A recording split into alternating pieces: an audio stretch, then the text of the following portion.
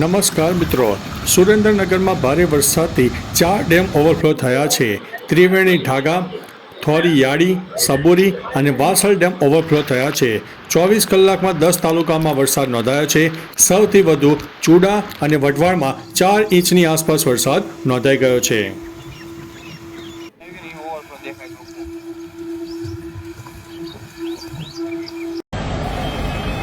મિત્રો, અત્યારે ખેડા શહેરમાં ભીષણ આગ લાગવાની ઘટના બની છે. અંબિકા કોમ્પ્લેક્સની સામે રાઈસ મિલમાં આ ભીષણ આગ લાગી રહી છે. 2 કિલોમીટર સુધી તેના ધુમાડાના ગોટે ગોટા પણ જોવા મળી રહ્યા છે અને આજુબાજુની વસ્તુઓને નુકસાન પણ થઈ રહ્યું છે. કરોડો રૂપિયાનું નુકસાન થયું હોય તેવું અત્યારે આંશિક અહેવાલ દેખાઈ રહ્યા છે.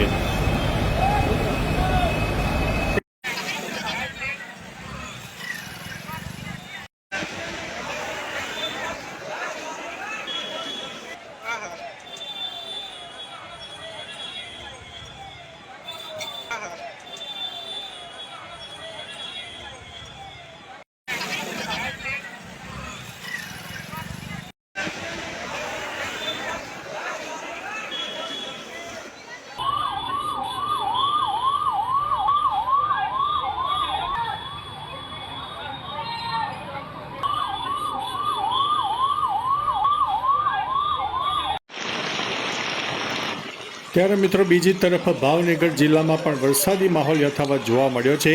જેસર તાલુકા પંથકમાં પણ વરસાદ જોવા મળી રહ્યો છે અને હજુ પણ છૂટાછવાયા વરસાદની આગાહી વ્યક્ત કરવામાં આવી છે.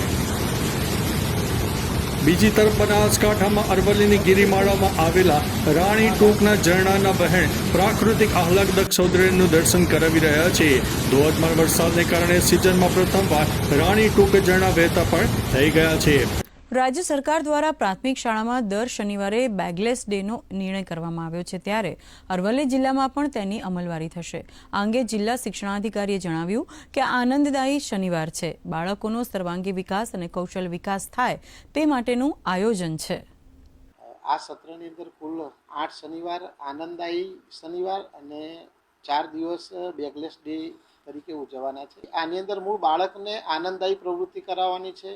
બાળકની અંદર સ્કિલ ડેવલપમેન્ટ થાય. આપણે કારણ કે નેશનલ એજ્યુકેશન પોલિસી 2020 છે, એની જે સ્કિલ એજ્યુકેશન ઉપર ભાર મૂકવામાં આવ્યો છે, એ સંદર્ભે જ આ બેગલેસ ડે અને આનંદદાયી શનિવાર ઉજવવાના છે અને એ સંદર્ભે જ આ પ્રવૃત્તિઓ થશે, જેની અંદર બાળકની અંદર જે સ્કિલ્સ છે એ સ્કિલ્સનો વિકાસ થાય તેવી પ્રવૃત્તિઓ શાળાએ હાથ ધરવાની.